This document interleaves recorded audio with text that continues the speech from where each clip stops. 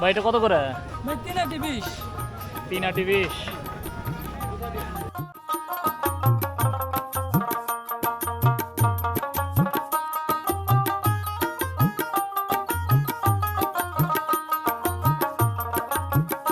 এটা কত চাচ্ছেন?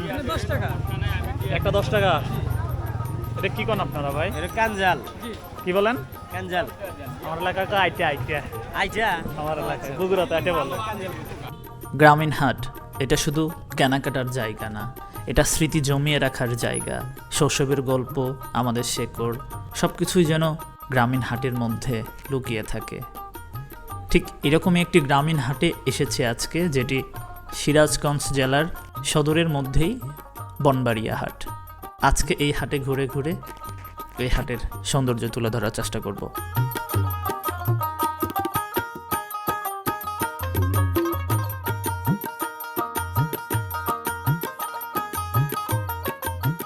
গ্রামের হাট মানেই যেন এক অন্যরকম উৎসব।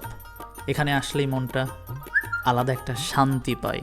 মাটির গন্ধ, মানুষের সরলতা আর টাটকা খাবারের ঘ্রাণ সব মিলিয়ে যেন এক অদ্ভুত টান।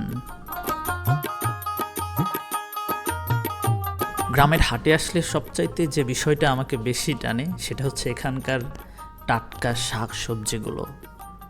দেখলেই যেন মনে হয় যেন এখনই মাটির বুক থেকে উঠে এসেছে।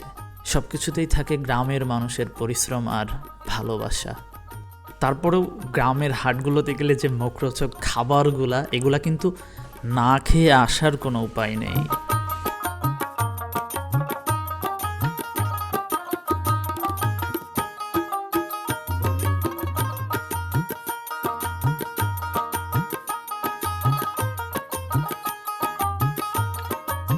গ্রামের মানুষগুলোর হাসিমাখা মুখগুলোই গ্রামের আসল সৌন্দর্য।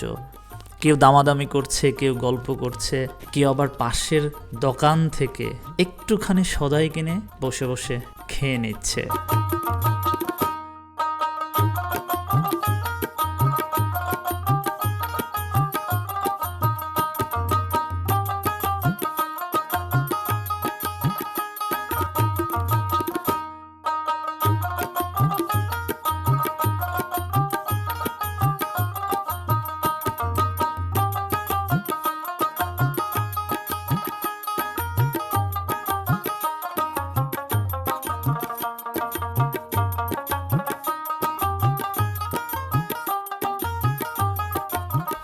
আজও যখন হাটে যাই মনে হয় শহর যতই দূরে নিয়ে যাক, গ্রামের টান কখনোই শেষ হয় না।